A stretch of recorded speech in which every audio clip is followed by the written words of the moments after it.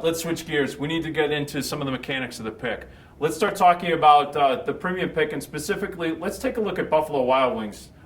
As a matter of fact, I ate there this weekend. I love their wings, so it was great. But before we get into it, the green check mark, what does that mean real quick? Yeah, so green check mark, we're looking at the seasonality of the stocks, and we just released actually seasonal charts. But if you look at how the retail stocks as restaurants have been moving, we noticed that in November and December for the past 52 years, these stocks do move to the upside. Buffalo Wild Wings has made earnings announcement a week ago, and stock has broken its overhead resistance and to the violent move to the upside. So the short-term trend kind of gives you an indication what is the probability of stock based on the forward-looking quant models that try to predict where the stock is going to be. Where is it going to be higher or low? So now we have a So as a matter of fact, Vlad, your conviction 10-10.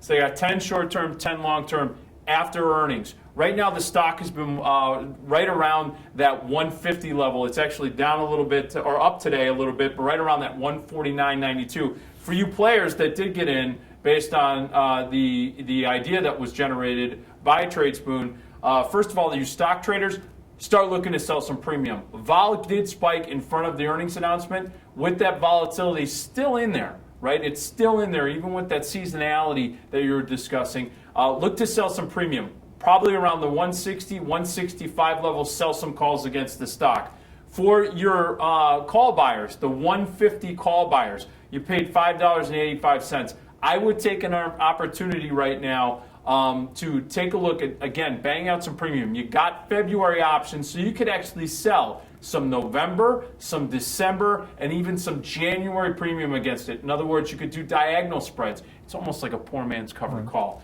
And then finally, for those of you that sold the put spread, the 150, 145 put spread, you sold it for 290. This is what I'm going to tell you. Your maintenance is you're going to buy this thing back when you get 50% of that total premium that you received. Once you get 50% of that taken in, so in this case, right around 145, buy it back, cover it, and then redeploy the capital. That's how I would like to manage the strategy going forward. Now, Vlad, and again, folks, Vlad also likes to point out there is great detailed analysis. For those of you that want to break it down some more, look at what the analysts are doing here at Tradespoon. Take an opportunity. It synthesizes it right here with the value, momentum, and risk reward. So you can see that if it's a 9 on the value momentum, that's very bullish. Your risk reward is mid-range as far as for every dollar you're risking, you're getting an equal reward. So it's really laid out in a fashion so that you can go in and quickly do your research and your analysis. But with that being said, you take a little bit more of a detailed and longer term approach as far as the research and the detail that you put with your elite trades. Let's go over an elite pick, and why don't you pick one here?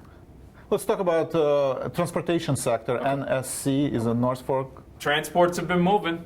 Yes, so follow up on our Wall Street Week Ahead segment. Transportation has been leading S&P 500 to the upside, and railroad and airline stocks have been moving to the upside. So we've recommended UNP in the past, and our elite pick for the past week is NSC.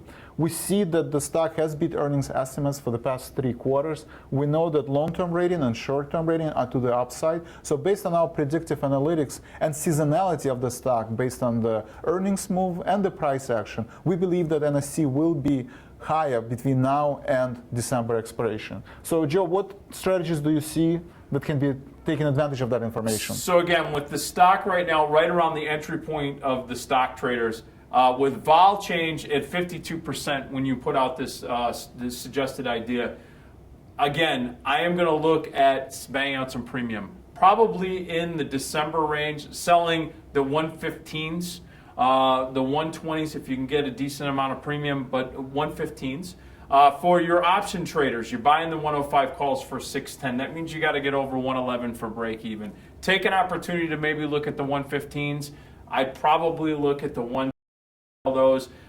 For you put spreaders, you sold it for $295. I would have an order out there to probably cover it around $150. If you can buy that back, take in 50% profit. I don't care how fast it happens, Vlad. Cover it. The statistics show that you should be covering those credit spreads at right around that 50% of the total credit brought in. So take an opportunity to do that, and that's how I would take a look at and manage these trades going into this week.